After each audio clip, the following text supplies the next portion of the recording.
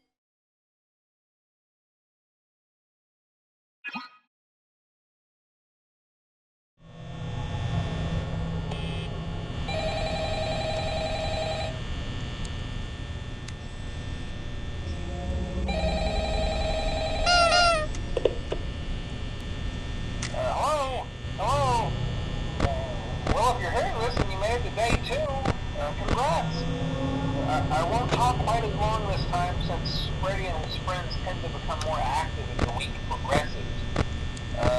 It might be a good idea to peek at those cameras while I talk, just to make sure everyone's in their proper place, you know. Interestingly enough, Freddy himself doesn't come off stage very often.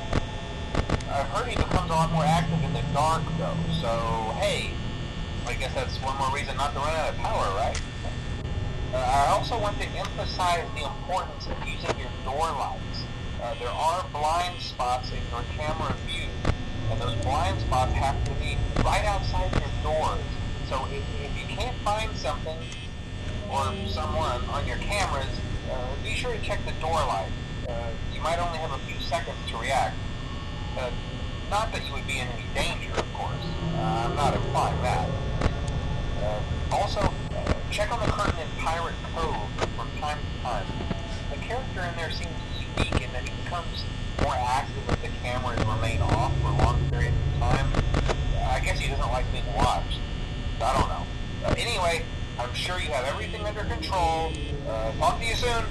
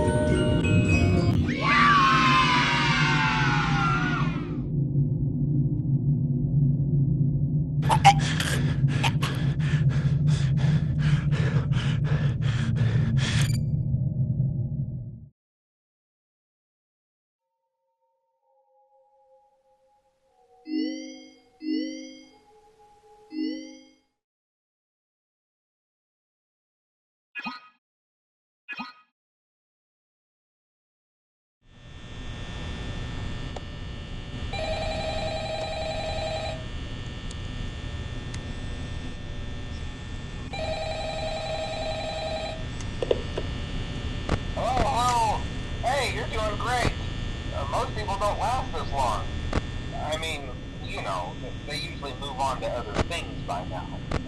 I'm not implying that they died. That's not what I meant. Anyway, I better not take up too much of your time. Things start getting real tonight.